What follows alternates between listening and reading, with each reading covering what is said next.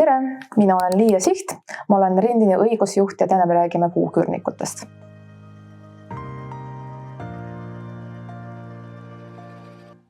Üürilepingut saab lõpetada juhul, kui üürnik on makseviivituses vähemalt 2 järjestikusel maksetähtpäeval.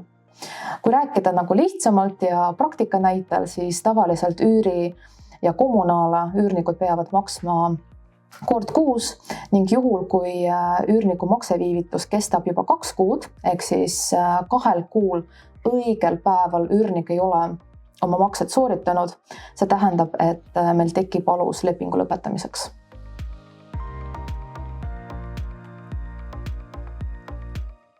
Üürilepingu ülesütlemist reguleerib võlaõigusseadus.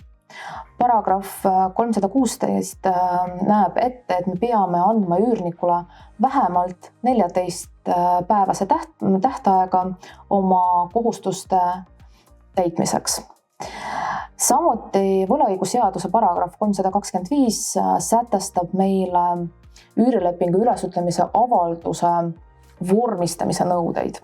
Me peame vähemalt välja tooma, mis objektiga on tegemist, näiteks korter, mis asub aadressil X. Samuti me peame välja tooma lepingu lõppemise päeva, ülesütlemise alust ning tooma välja, kuidas on võimalik seda vaidlustada, mis on ülesütlemise vaidlustamise kord ja tähtaeg. Ja meil on 2 võimalust. Me võime vormistada eraldi hoiatus, anname üürnikule täiendava tähtaega oma kohustuste täitmiseks ning juhul, kui teatud päevaks võlgnevus ei ole likvideeritud, siis alates järgmisest päevast meil tekib võimalus saata välja ka ülesütlemise avaldus. Samas, seadus ei keela meile ka kombineerida 2 dokumenti kokku. Näiteks me saadame välja üürnikule ülesütlemise avaldus, kus me anname juba täiendava tähtaega kohustuste likvideerimiseks ning juhul märgime ära, et juhul, kui üürnik ei maksa teatud päevaks, siis alates järgmisest päevast me loeme, et see leping on üles öeldud.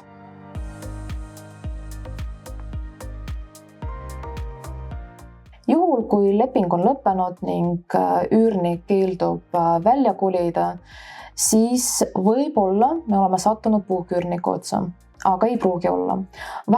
Vahepeal inimesed lihtsalt jäävad hätta. Võib-olla nad ei ole pahausksed, nendel lihtsalt ei ole võimalust välja kolida. Mis ma soovitan? Ma soovitan paralleelselt algatada juriidilist protsessi. Alates lepingu lõpetamisest me võime juba esitada väljatõstmise avaldus kas üürikomisjoni või kohtusse. Selleks me peame esitama loomulikult tõendina nii üürilepingu ülesütlemise avaldus kui ka kättetoimetamise tõend. Vormistame siis hagiavaldus või üürikomisjoni avaldus. Aga ma soovitan siiralt ka rääkida üürnikuga, sest vahepeal inimesel lihtsalt ei ole võimalust välja kolida. Aga ta ei leia kompromissi ja ta ei tea tegelikult, kuidas käituda. Vahepeal inimene võib-olla tahaks välja kolida, aga tal ei ole võimalust organiseerida endale väljakolimisteenus või ei ole võimalust vahepeal kuskil ladustada oma asju ja kõik see on võimalik tegelikult läbirääkimistega ja kompromissidega lahendada ilma kohtuliku protsessi. Ja ma võin siiralt väita, et suurem osa minu sellistest väljatõstmiste protsessidest on lahendatud kohtuväliselt. Juhul, kui ikkagi üürnik on pahauskne ja ta tahab seadust kasutada selleks, et võimalikult kaua elada üürikorteris ja mitte maksta selle eest ja ta teadlikult eirab dokumente, siis ainuke võimalus on siis lahendada seda protsessi kohtu kaudu. Eks me peame alguses vormistama juriidilist protsessi, aga paralleelselt pidama läbirääkimisi.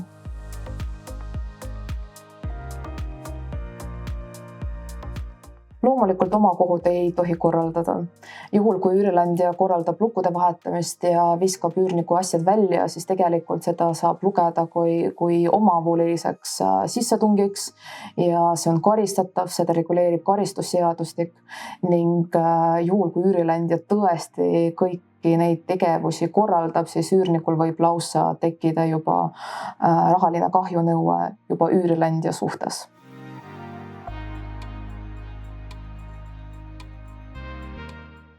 Kohtumenetluse pikkused sõltuvad nii asja keerukusest kui ka objekti asukohast. Sest näiteks kui tegemist on Tallinnas asuva korteriga, siis Tallinnas tegutseb selline üksus nagu Tallinna üürikomisjon, kuhu saab pöörduda riigilõivu vabalt ja seal asjade menetlus kestab palju kiiremini. Näiteks väljatõstmise otsuseni võib võtta ainult mõni kuu aega, pluss siis täitemenetlus kohtutäituri juures ning juhul, kui objekt asub kuskil teises piirkonnas, teises maakonnas, kus üürikomisjon ei tegutse, me peame pöörduma alati kohtu poole ja kohtujärjekorrad on palju aeglasemad. Ma võiksin öelda, et keskmiselt see võtab näiteks 8 kuud, aga võib võtta ka rohkem aega.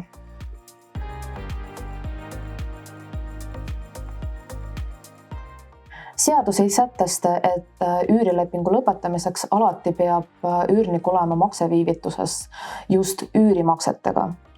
Tegelikult siin on oluline makseviivitus, ehk siis kui üürnik ei maksa üüri või kõrvalkulusid või mõlemad teatud tähtpäevaks ja 2 kuud ta on järjestikult olnud makseviivituses, siis see on piisav alus üürilepingu lõpetamiseks.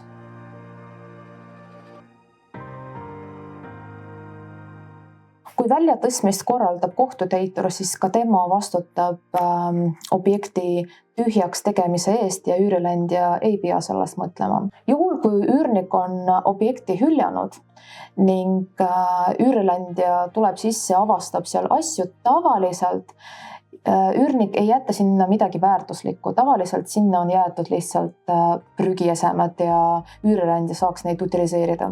Juhul, kui sinna siiski on jäetud midagi väärtuslikku või üürileandja kahtleb, näiteks sinna on jäetud vana läpakas ja üürileandja ei tea, kui väärtuslik see on, siis üürnikule peaks kindlasti andma mõistlikku täiendavat tähtaega, et oma asjadele järgi tulla.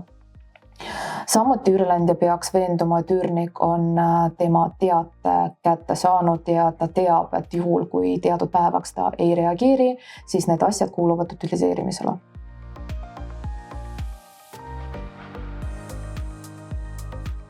Tagatisraha üürileandja saab kasutada oma kulude katteks, mis tähendab, et ta ei saa kogu tagatisraha hoida, kui tema kulud on väiksemad. No oletame, et üürnik on katki teinud klaasist diivanilaua, mille maksumus on 150 eurot. Samas üürileandja hoiab tagatisraha 600 eurot. See tähendab, et üürileandja saab hüvitada uue diivanilaua maksumuse, samuti ta võib kättetoimetamise kulu tagatisrahast maha võtta, aga ülejäänud ikkagi kuulub üürnikule tagastamiseks.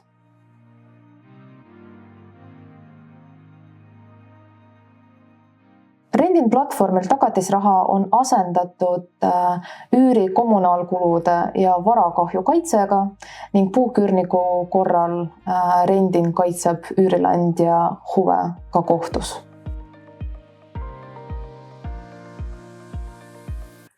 Tänan vaatamast, ära ole puuküürnik!